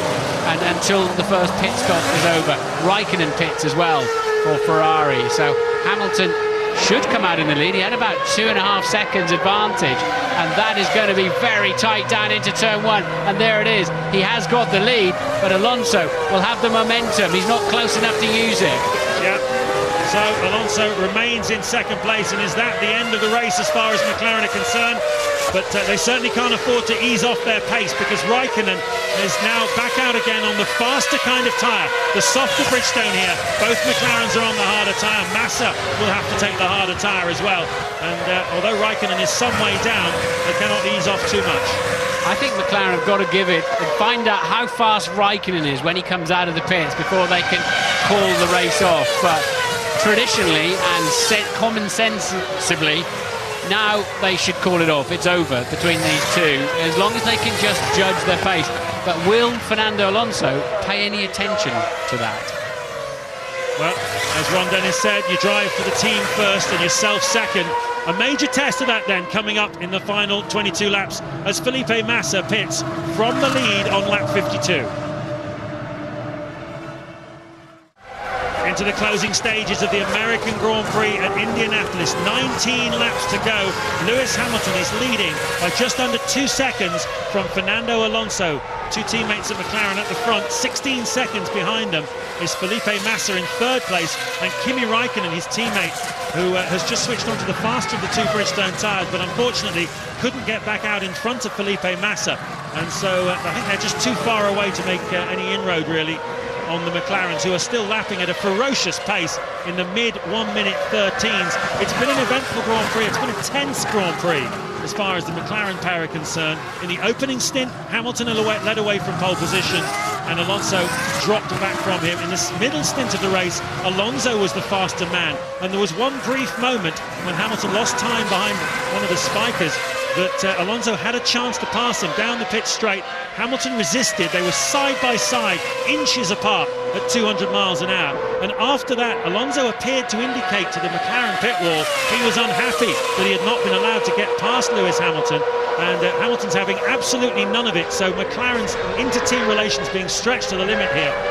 But at the front, Hamilton still leads, although the pace has dropped off now by about half a second a lap, so one wonders how long McLaren will leave it before telling their drivers to back off. Jarno Trulli is running in 5th place for Toyota, having done only a one-stop strategy here this afternoon in comparison with most of the others who've stopped twice. I'm unsure whether he has to stop again. We will wait and see. One of the BMWs in trouble there, Heidfeld. That sounds like a big problem with the power steering. Keep going, Nick, we know it, keep going. Problem with the power steering. You can see Heidfeld struggling. It's a shame because he's been very strong all weekend. His teammate Sebastian Vettel, 19-year-old, on his debut here is standing in for Robert Kubica, who had that horrible accident in Canada. Vettel is running in 10th place. So this could, if he can't improve that, it could become BMW's only non-points finish of the season so far. But certainly Heidfeld looks destined for retirement, and I believe it might be a hydraulics problem, because you heard him also have a few problems with the gearbox, which is also driven by hydraulics. Yes, sometimes the power steering is electric as well, but... Box, Nick, try to bring it back slowly, no shift, slowly, no shift. But I have to say it sounded more like transmission than power steering. But anyway, he's not going to bring it back. Those messages that are played out to us are quite significantly delayed. Even sometimes they look a bit strange when the car's being parked and he's getting a message. But the message would have got to him probably a minute earlier. Raikkonen now just 0.7 of a second behind Massa with the softer tyres on. He paid his price early in the race, got a bad start though, and he lost a lot of time, didn't he, behind Nico Rosberg, as you were saying earlier, James. Now he's going to get the reward for that. But Ferrari have a similar situation to McLaren in many respects, where how hard will they let their two drivers fight? But interestingly, McLaren are still lapping at the same pace as these two Ferraris, who are clearly flat out, so nothing's been called off at the front yet. They're 16 seconds clear. I would expect McLaren to start just easing the pace now. It's game over, isn't it? Hamilton surely has got it. Well, I think he may well have done. They've eased off by half a second. They're now lapping in the low 114s. The same pace as the two Ferraris behind. They're covering them effectively. I don't think Ferrari have the speed here this afternoon. We've been here 7 times previously to Indianapolis, and Ferrari have won 6 of them. Most of them with Michael Schumacher, as Nick Heidfeld has a much-needed drink on this swelteringly hot day here in Indianapolis. The track temperature still 52 degrees, the air temperature 36. It's hot and it's humid here in Indiana, and Raikkonen chasing down Massa in the championship. Massa has 33 points, Raikkonen 27, so sooner or later these guys are going to have to score some major points if they want to get themselves back into contention with Hamilton and Alonso in the World Drivers' title race. It's impressive that Heidfeld had a chair with him, isn't it, really? Wonder where he kept it. Convenient when you break down. Lap 58, the lead up 2.3 seconds at the moment. This pair of Ferraris, 16 seconds in arrears. Webber is 5th and holding off. He's one stop today, holding off Kovalainen, who doesn't appear to have Webber's pace either. So strong result looking good there for Red Bull. Rosberg 7th, Trulli 8th, Vettel 9th. BMW out of the points with that retirement of Nick Heidfeld. Yeah, I'm not sure. I think Mark Webber may have to stop again here this afternoon. He's got 15 laps to go to the finish. He made a very late, just running a very long middle stint here. Jarno Trulli has just made his 2nd stop of the afternoon. That dropped him down into 8th place, and he's just 4 seconds in front of Sebastian Vettel. So that's the young man's target then on his debut. Try and get one World Championship point. And he'll also, Mark Webber will be in front of him when he comes back out of his pit. So it looks like Webber should be able to score some points here this afternoon as well. Jenson Button, well, he lost some time in his one and only pit stop here this afternoon. They had a refueling rig problem, and he lost about 7 seconds. He's been tucked up behind Alex Wurz for most of the Grand Prix, and he's down in 12th place at the moment with Anthony Davidson, his fellow countryman, 13th, just 3 seconds behind him, as we look at Alex Wurz, who's been on screen a lot today, locking up in the Williams. Down in 11th place at the moment. Took a very early turn into that corner. I suspect he began to lose the rear of the car. When you drive these cars, you cannot believe how much more they move around than it appears from watching them on the TV. They're constantly sliding one end or the other. And actually, it's interesting. From time to time, Massa, do you remember Massa used to move his head around a lot, didn't he, inside the cockpit? And a little bit of that going on as well, as the violence of the energy when they hit the brake pedal down into turn 1 is moving his head around. And Webber pits, he wasn't one stopping. Or has he got a problem? He was 2 stopping. Sorry about that. Yep, out he goes. Be interesting to see where he feeds back into the field.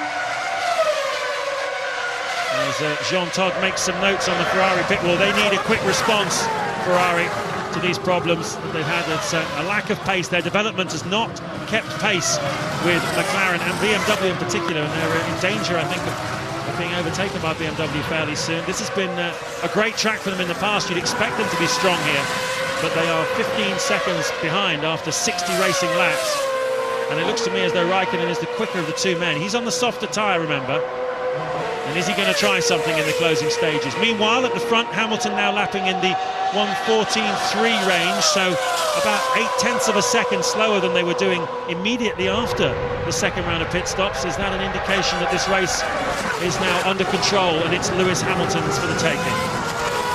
Ferrari have gone the wrong way somewhere. Something they put on this car isn't right, isn't working. You see the drivers, instead of that one sweeping fluid movement of steering wheel as they're passing through the corners, they're fighting it, not dissimilar to how Button was earlier on in the season with the Honda as well. So they're going to have to backtrack. Something is wrong. Well, there have been a lot of personnel changes, obviously, at Ferrari. No longer Michael Schumacher or Ross Brawn or Rory Byrne, the designer, or Paolo Martinelli on the engine side. But sooner or later, those personnel changes have to make themselves felt. As we look at Webber battling with Trulli. This is for 7th and 8th places, and Trulli pushes Webber out wide, and Webber has no choice but to get off the throttle. Well, Heikki Kovalainen is having another strong run, coming off the back of his Montreal race performance. He's in 5th place at the moment. Teammate Fisichella we saw have a spin early on. That ruined his race strategy for this afternoon. Let's get an update on the Renault situation from Ted Kravitz. Yeah, James, just popped into their garage and they're pleasantly surprised, almost amazed actually. They feel that they had the pace of the BMW today, which certainly wasn't the case at the beginning of the season, and they feel they've made some real improvements. Fisichella, obviously, they'll be disappointed with his mistake earlier on, but he's battling through. Kovalainen wasn't particularly happy with the car a bit earlier on, but the car seems well balanced now and they're looking good for 5th, which they're happy about, but quite a change around from last year, isn't it? Thank you for that, Ted. We're looking at the continuing battle, and I would almost call it a grudge match between Jarno Trulli in 7th place and Mark Webber in 8th. Webber will be a bit disgruntled because he was racing with Rosberg here this afternoon, and Rosberg has jumped him at the second round of pit stop. So Rosberg is up into 6th place for Williams, and now he's having trouble with Jarno Trulli. And, not got a great deal of time for Jarno Trulli. So I fancy there's going to be some fireworks before the end of this Grand Prix. Lining up a pass into turn 1. Here he goes, and he's going for it first time off the track, onto the grass, and that was a real. He won't be able to keep the place. He'll have to give it back because he cut the grass. Yeah, he'll let him back through now. He's doing that, and he'll hook up behind him. He needs to make sure he doesn't lose another spot there to Vettel. Does Mark Webber. Vettel smelling a World Championship point and fancying a go at that, and he's run wide too. So Webber having to get so far out of it with dirty tyres as well to let. Well, he was kind of at the inside, but he overtook him off the racetrack, didn't he? Went on the apron on the inside of turn 1, bounced across the curb, and now he's got to have another go. I thought he got it, to be honest, because truly, as quite so often happens with Jarno, doesn't defend the inside line, and Mark sailing across the grass. He was just carrying way too much speed, wasn't he? Running up the inside, and it's lucky Trulli avoided him, because they could quite easily have hit each other there. You just sensed that Webber was getting a bit hot under the collar there, and he wanted to get through as soon as possible. And now he's a bit vulnerable to Sebastian Vettel, and we'll find out how much steel that young man has got in his pursuit of his first World Championship point on his debut for BMW. We're looking back then at the Ferraris, still holding on about 14 seconds behind the race leaders. As you can see, Raikkonen pulled out that stunning lap to take fastest lap so far. Kovalainen and Vettel. Kovalainen showing how close the Renault is getting, as Ted was telling us, to the pace of the BMW. About 6/10 off, judging by the fastest race lap here. It's surprising Raikkonen can't get closer to Massa there with the softer, faster tyres. Just can't seem to do anything about it. Lapping in the low 140s. Massa actually fraction faster on that lap. And he certainly hasn't been overshadowed by Raikkonen at all, has he, Felipe Massa? Not at all. Not at all. A lot of people tipped Raikkonen to be their favourite for the World Championship. The ever-canny Bernie Eccleston tipped Massa, knowing that the relationship he has with team boss Jean Todt would certainly be very valuable to Massa. But in the end, Ferrari, as we said before, have dropped back in the development race, and it's McLaren who are leading the way. Lewis Hamilton over 2 seconds a lap. Over 2 seconds fast ahead of Fernando Alonso in second place there, and they're lapping still in the mid 1:14 range. I think it's been decided that Lewis is going to win this one. Massa third, Raikkonen fourth, Kovalainen fifth in the Renault, sixth Rosberg, seventh Jarno Trulli in the Toyota. That's a welcome result for them after some very difficult times. Mark Webber is eighth with Vettel in the BMW pounding him in ninth place. Fisichella is in 10th place. Well, pretty sure that the fight has been called off with the two McLarens at the front, but stay tuned, because I'm looking forward to hearing what Fernando Alonso has to say in the press conference. But McLaren sensibly, and Massa there out of position. We've seen several drivers then run wide and spin off when they've got in that position in two. They never quite make it through three and spin in four. He didn't do that, but clearly Raikkonen has not been called off. Felipe Massa. Raikkonen desperately needs these points. He needed to go home from this North American tour with a win under his belt, really, but a third place would at least be something for him. Yes, he's 21 points behind championship leader Lewis Hamilton at this point after just 6 races. This is the 7th round of this 17-round World Championship, and with McLaren in this kind of form, Raikkonen desperately needing to get some points as soon as possible. Well, if you want to get close to Formula One cars, then Goodwood is next weekend, the Festival of Speed. All 4 British drivers are supposedly going to be there. Hamilton, Coulthard, Button and Davidson, and an array of Formula One machinery as well. Always a great day out at the Goodwood Festival of Speed. As Massa leads Raikkonen across 3rd and 4th, then just 8 laps to go. This is one point of interest in the Grand Prix. Also, the battle between Trulli, Webber and Vettel has yet to be resolved. That's the other major battle on the racetrack.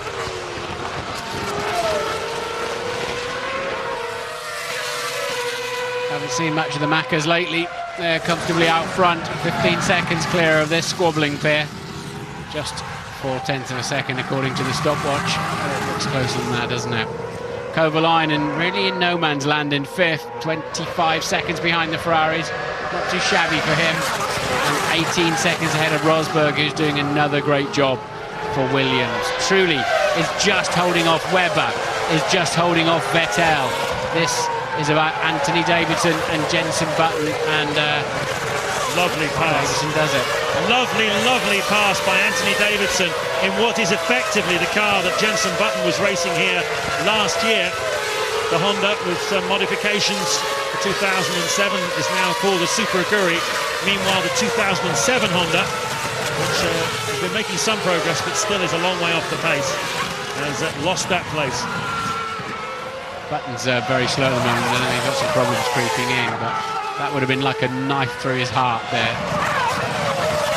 Difficult to take for Jenson Button, but he's keeping his chin up. Looking forward to these new parts he'll be testing next week. And here is Anthony Davidson. He came back for a double helping of slipstream and Jensen not really feeling the need, especially on the slightly harder tyres there. Anthony's on the softer tyres with the white stripe. Jensen not feeling the need to be too aggressive. Yeah, a bit like last weekend in Montreal, the car on the, once again a Super Aguri on the right racing tyre. The faster of the two, able to pass the car on the slower racing tyre. Well, we heard at the beginning of the show that Tony George is hopeful that we'll be back at Indianapolis. I know Indianapolis are looking for a long-term deal. Bernie Ecclestone's made some negative comments about the circuit, its lack of promotion and various other things in recent weeks, but there's been some hard-nosed negotiation going on, and I'd say that this is an important venue on the F1 calendar, so certainly everyone involved in Formula One certainly hopes that we'll be coming back here again. 6 laps to go to the finish, on board with Webber. Vettel behind him, Trulli in front of him. 3 World Championship points at stake here for Webber if he can get in front of Trulli. Just under 19,000 RPM, these engines rev limited for 2007. 750 brake horsepower at the driver's disposal. Under his right foot, this is the slowest part of the racetrack. And then this is coming up to turn 11 now, 95 miles an hour at the apex. And from here to turn 1, he will not lift his foot off the throttle for 23 seconds. With his head leaning over to the side to allow more air to go into the airbox. More power in the straight line. He wants to rest his neck, or his neck muscles are getting bashed about. It is tough around here for 73 laps. Mark Webber, I was looking around him from the cockpit there. There's so many aerodynamic pieces hanging off these cars that that's why they can't follow each other. Just bits and pieces dripping with aerodynamic devices that make them good by themselves and difficult to follow. Well, we've lost Nick Heidfeld with what we believe is a hydraulics problem. Takuma Sato spun off into the gravel tracks. David Coulthard, Rubens Barrichello and Ralf Schumacher eliminated on the first corner of the Grand Prix in a 3-part accident. So just their 5 cars not finishing. Raikkonen getting very wide there in turn 4 and lost some ground to Massa.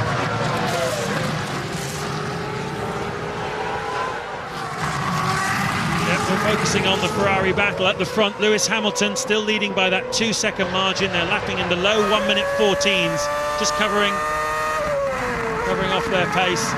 They're 14 seconds clear of these 2 Ferraris, and I mentioned earlier on that Damon Hill and Nigel Mansell both had their first victory and followed it immediately after with their second. Is that Rosberg going slowly in the Williams? I think it might be some bluish smoke coming out of the back of that car. Not sure what his problem is, but that engine doesn't look terribly happy to me. Yeah, he's got to the end of the pit lane, which is important, so he's off the racetrack. Otherwise, they may have had to put the safety car out to clear that car. On fire now, the oil fire always, the engine oil is always so ready to catch fire from the hot exhaust pipes that are right beside the engine. Rosberg was running in 6th place, a great chance of some World Championship points, and just 4 laps to go. He's out of the Grand Prix, which of course puts Sebastian Vettel, the teenager, into a point-scoring position in P8. That's enormous frustration. You can just see it for Nico Rosberg. Lots of adrenaline as well. And he was on for World Championship points. And there's Rod Nelson, who runs the race effort, one of the men who came across from Renault. Sam Michael, the technical director, watching this back in the UK, hasn't travelled to this race. He was quite proud of the increased reliability at Williams this year. Last year was a nightmare for them, reliability-wise, but unfortunately, they've possibly the Toyota engine in the back of that has let go, possibly some other failure in the engine bay, but either way, it's put Rosberg out in the closing stages. Vettel is in the points then. On his debut, he's 8th. Hamilton leads, Alonso 2nd, Massa 3rd, Raikkonen 4th. Kovalainen looks set to get 4 more points in 5th place. Great run for him. Jarno Trulli, a fantastic job in 6th place for Toyota. 7th Webber, looking for his first championship points of the year, and Vettel in 8th. These Ferraris have been pushing hard. Strange line into the corner there for Felipe Massa. Sort of defending fresh air there, really not needing to go in too tight, but got in anyway. Replay of Rosberg's Toyota blowing up there. Nico, if you pull up to a fire extinguisher where you can. That jump out. It's got a bit of... You can see the back of the car drop down as it melts the rear suspension. It's all just nailed on. What's this? McLaren making its way through the back markers, but it's all attached to the gearbox, which is obviously right on the back of the engine. All the exhaust pipes just melted it and it dropped. Well, just as that happened, I was saying, reminding you of Mansell and Hill winning back-to-back victories straight after their first win, and Lewis Hamilton is going to emulate them here today in Indianapolis. He's got just 2 more laps to go to the finish as he crosses the line, and it'll be very, very interesting to hear what Fernando Alonso has to say about this. He came to McLaren as a 2-time world champion, expecting to lead their world championship challenge. It started out well enough, but Hamilton has raised his game and raised the bar, and Alonso has not been able to deal with it. Here today, he may feel that, as Liuzzi parks his Toro Rosso, Alonso may feel that he should have been given the advantage, but McLaren plays scrupulously fair between the two drivers, and it's going to be very, very interesting to gauge Alonso's reaction to this. I have a feeling it might be a bit emotional. It was being explained to me before the race just why this circuit is so hard on engines and transmissions. Obviously the long, straight, heavy revs, and also because you've got a very high top speed and a very low speed, the gear ratios are spread far and wide, and it does challenge the gearboxes around here, particularly, of course, with the banking oil surge as well. So it's easy enough for the drivers, this racetrack, but I think quite a technical challenge. Well, it's one of the shortest laps of the year, but this lap is going to feel long for Lewis Hamilton. 2.6 miles away from back-to-back Formula One victories. Fernando Alonso, the bridesmaid on this occasion, and that is a role he does not enjoy playing. Ferrari's challenge has not materialised here this afternoon. They're 13 seconds behind as we ride on board with Raikkonen locking up into turn 8 in his rather forlorn pursuit of Felipe Massa. 2 or 3 times he's dipped his right tyre onto the grass there. He's pushing hard. He wants that podium place. Hamilton then down the short back straight into turn 8. The fans in the grandstand, he's certainly won over America in terms of fans. There's a lot of people getting behind him here. He's through the slowish final corners, and it'll just be turn 11 and 12, the banked oval corner of 13, and Lewis Hamilton will come across the line. He picks up his speed. I'm sure he'll wave to the crowd as he comes through. An absolutely stunning drive, a steely drive. Lewis Hamilton wins! The first British driver to win in America for 24 years, and like the Beatles many years ago, he's conquered the United States on his very first visit. Some congratulations there from Fernando Alonso. His lead now 10 points. Hamilton's lead over Alonso 10 points, and that was a perfect drive. He really did have to defend that one. He didn't drive away like last weekend. He was defending that one all the way through until about 12 laps to go when the team called it off. Yes, guys! Once again, you did a fantastic job, as always, and we brought it home. Fantastic, guys. I love you all. Welcome back to Indianapolis, where McLaren and Mercedes have extended their lead over Ferrari in the Constructors' Championship, and Lewis Hamilton now has a double-digit points lead in the Drivers' title. He's 10 points clear of Fernando Alonso thanks to his back-to-back victories in North America, and an ecstatic Lewis Hamilton steps up onto the nose of his car. What an awesome pair of drives here in North America. Montreal last weekend, and now Indianapolis as well. Phenomenal performance. Alonso second, Massa third. There he is for Ferrari. Raikkonen fourth. Kovalainen finished fifth in the Renault. Jarno Trulli in the Toyota was sixth. Seventh, Mark Webber, his first points of the year for Red Bull.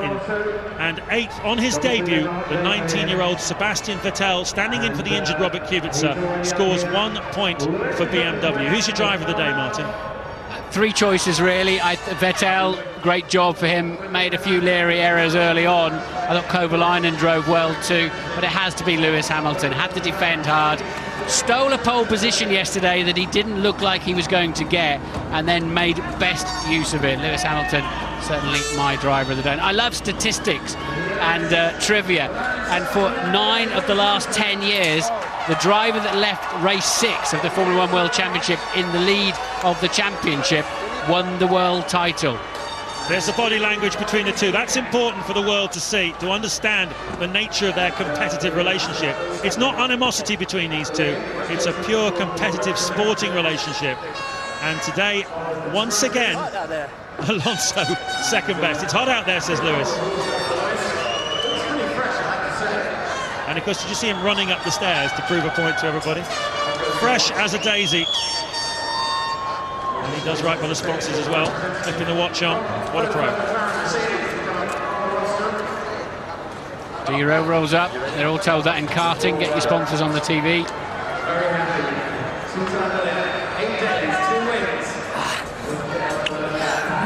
Thank you. Alonso second on the racetrack and second to the water bottle as well. He's got to find something to get himself in front of this 22-year-old from Stevenage in Hertfordshire.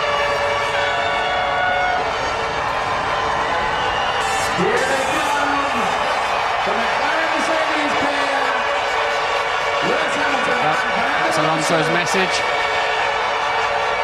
He was beaten fair and square, and I think now he's got out of the car. He's accepted that. It wasn't just in the race, as Lewis's father Anthony enjoys it. It wasn't just in the race he was beaten in qualifying as well.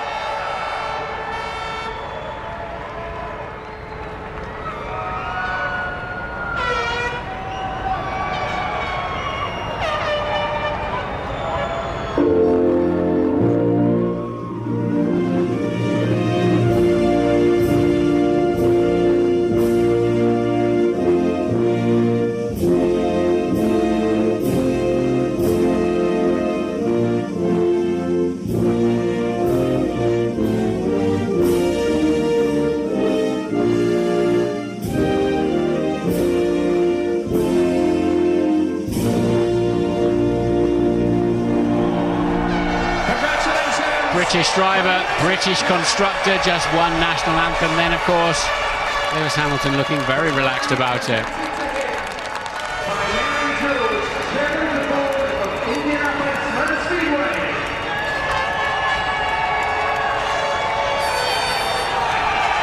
What a collection of those. He's got 7 races in, 7 trophies.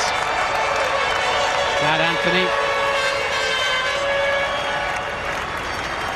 Dr. Zetcher up there collecting the Constructors Award for Mercedes-Benz. Not often to see him up there. The chair of Mercedes, the Honourable Bart Peterson, Mayor of Indianapolis presents the prize. It's going to be a very closely fought World Championship battle this year. At the moment, it looks like it's between the 2 McLaren drivers, but don't ever count Ferrari out. Could quite easily come back with some updates. There's Alonso, a driver who does not take well to not winning. He's got to come up with something.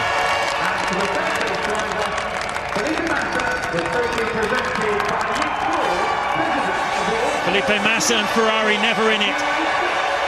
Their tremendous record here at Indianapolis, well and truly interrupted by McLaren.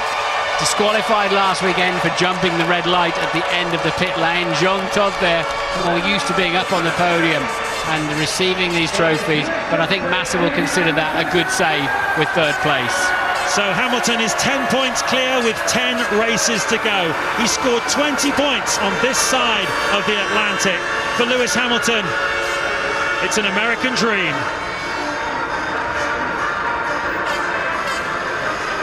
Yeah, what an extraordinary young man. He's done it again, 7 races into his Formula 1 career. He's been on that podium for 7 occasions, and he's on the top step for the 2nd straight weekend. He's done just about everything in Formula 1 so far, except make a mistake. We'll get all the reaction to this United States Grand Prix. Some of it might be pretty interesting, despite the display of cordiality up on the rostrum behind us. Stand by for all the reaction in just a couple of minutes.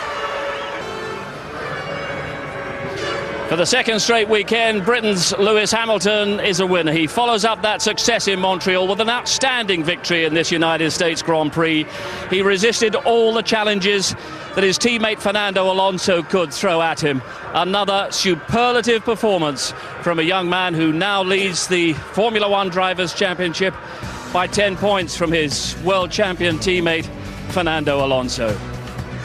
Another incredible day for Lewis Hamilton. Let's get the swift reaction of Mark Blundell. Will there be any complaints do you anticipate from Fernando Alonso? There were hugs up there on the podium. I don't think there's any reason to have any complaints whatsoever. He's been beaten fair and square. It's been a fantastic situation for Lewis. And Lewis's drive today, he showed what kind of qualities? Very similar qualities to those he showed in Montreal. Well, we said after Montreal, Steve, that once he's won one, he's going to get stronger and stronger, and that's certainly the case today. Start to finish, under a little bit of pressure at times, but nothing what worried him one little bit. Well, let's take a look at the start, and Alonso came at him so hard, but Lewis's track position was absolutely spot on. No, I mean, Lewis actually was fantastic off the start. He just put a little bit of a defensive move in there to make sure that Alonso was kept behind. Alonso did actually put him under a great amount of pressure, but, you know, it was a clean start, no problems whatsoever. The back of the grid a little bit more connected with Ralf Schumacher making an incident and hitting in the back of Coulthard. Unfortunate. So he handled that attack so well. Then he seemed to be faster in the first section of the race. After those first pit stops, Alonso, it seems, was fueled shorter. Was he trying to encourage any sort of team tactics from McLaren? I think Alonso felt that there may be some situation where he should be out in the circuit to make that break while Lewis is in the pit. But, you know, overall, I think you've got to do it out in the circuit. You've got to get track position. I don't think there's anything on strategy there what went wrong at all. It was just a straight fight, and Lewis came out on top. We will have time to analyse what happened a little bit more, but the thoughts from within the press conference will be very interesting indeed. Let's go straight in there now. And Lewis winning your second successive Grand Prix. What a dream. To come into two circuits that I didn't know, my first time, you know, to really come out with such pace, to see the team moving forward always and being competitive, and just to see how much work the team back home, back in Brixworth, in Woking, in Stuttgart, how hard they all work to produce the car and to develop it. And they've done a fantastic job, and I'm just so thankful to them, because it wouldn't be possible without them. And the guys here, they're a great bunch of guys, and did a fantastic job on strategy, setting up the car. So really, it's a perfect team, and you know, I'm really happy I could put the icing on the cake. And a very, very close race with your teammate Fernando throughout the race distance. You took the lead at the start, but by lap 38, Fernando was right there, and there was pressure all the way. It was, especially the middle stint. I think the first stint, the first couple of laps was extremely close. And then, obviously, I managed to pull a slight gap and maintain that. And then going to the middle stint, the outlap, the first two laps were very good, and then my tyres just decided to grain. So maybe I pushed too hard on them immediately. And so Fernando was right up my tail, and it was extremely difficult. Obviously, he's in my slipstream the whole time, so he would always catch me down the straights. And so whatever I gain midfield, I lose on the straight. And so it was very, very tough, but he fought very well. Very professional, and at the end I managed to pull a gap, and we both I was able to maintain that gap and control the rest of the race. As we say, your second successive win, but a win in the United States here at Indianapolis. Talk us through the closing laps of the race. Did it seem like a long, hot day for you? It did. Obviously, it was great to see that there's a big crowd here, and they're all very, very supportive. A lot of British flags out there, which is fantastic for me. I get a lot of energy from that. But the last few laps were, it just seemed to be very long. You know, they came across the radio and said 15 laps, and I was like, okay. And then 15 laps just seemed a lifetime, especially when you're out in the lead, trying to maintain it, not to push too hard, not to damage the car. And so, but I was able to do it, and as I said, just very, very emotional. Congratulations to you. Thank you, Lewis. Fernando ran one lap longer into the first stint. Looked as if you might have a fuel advantage. Very, very close on lap 38 there, as Lewis just said. Yeah, very close. I think at the start also it was very close, but I did manage to overtake Lewis, and from then on I think when you follow someone you lose a little bit of downforce, and it's difficult to get the tires in conditions to push all through the stint, because you damage the tires maybe a little bit more when you run behind someone. So I think, yeah, I tried in the middle stint, and I was side by side once here on the main straight. But again, it was not enough to overtake him, and the last stint was just maybe a conservative one. It was very difficult to overtake, very difficult to follow anyone. So we just, I think, start thinking in the French Grand Prix. We saw you run a little bit wide on lap 46 as well. Was that a function of perhaps the tyres getting a little bit dirty? Yeah, it's so difficult to run behind anyone here. I think on the main straight helps you. You can gain 1 or 2 tenths in the main straight because you take the slipstream, but in the rest of the corners you lose so much downforce, you lose so much time. So yeah, I think this race, I think the start was the key point of the race, because after that, I think wherever it was second, he will finish second in the race. And if I can just ask you, how would you describe your start? Well, I think it was good, but I think we both break more or less in the same point, and the start is always risky. I remember Canada going off in the grass and losing one position, so obviously I was with my teammates, so you try to overtake, but what you don't want is to finish the race in the first corner. So 8 points are better than nothing. So we increased the gap to Ferrari, which is one of the main things in this first part of the championship. Congratulations, Fernando. Thank you. And turning to our Ferrari driver, Felipe Massa, third again. You probably don't want to hear that, but it looked like a lot of pressure from Kimi at the end there. You're on slightly different tyre compounds at the end of the race. Yeah, it was a big pressure. Kimi was on different tyres than me, and for sure he had better grip, better track grip as well in the end of the race. So he was able to close very, very much the gap. But for sure, I did a good start. He didn't, and I could manage to make a good gap there. And then he got close, but it was after the last pit stop. So in the end, it was good. Managed to keep the car on the track, not making mistakes, and just keep him behind. And how do you feel about the race against McLaren Mercedes today? Talk us through the first few laps. Do you feel you're any closer to McLaren at this point than you were perhaps in Canada or Monaco? Well, in the first stint, I was maybe a bit closer, but they was pulling away the gap slowly, lap by lap, making 3 tenths quicker and everything. So, and then it was difficult for me to follow. So there wasn't just create the gap, especially Lewis was going away quite quickly. And my car, I couldn't push so much because I started sliding around. So, and then I just saw them going away. So it was for sure quite difficult for us to beat them today. But it's good to finish third and fourth. Ferrari with their frustrations. Fernando Alonso has to give second best once again, and the Grand Prix winner for the second straight weekend. Britain's Lewis Hamilton, and Anthony Hamilton joins us here in the paddock, and we have to say, I suppose, happy Father's Day after that. Thank you very much. Fantastic day. I'm here again. I can't believe it. Reaction to that, and a story that just gets better and better. Yeah, I mean, it's Lewis felt quite good going into the Thursday and the Friday. On the qualifying Saturday, obviously, I think the pole came and it was unexpected for us, but it was a fantastic feat, and we started today really quite calm, and he was pushed to the end, so it was a fantastic day today as well. And then that was an absolutely straight fight until about a dozen laps from the finish. What were your feelings when Fernando really took the battle to Lewis? Something, I mean, that's what we need, I mean, as a rookie, you need to learn, you need to be pushed by the best, and he was today. Hopefully, I mean, I didn't see Lewis make any mistakes, so I'm hoping that he learned a lot, and hopefully next time it'll just be harder to beat.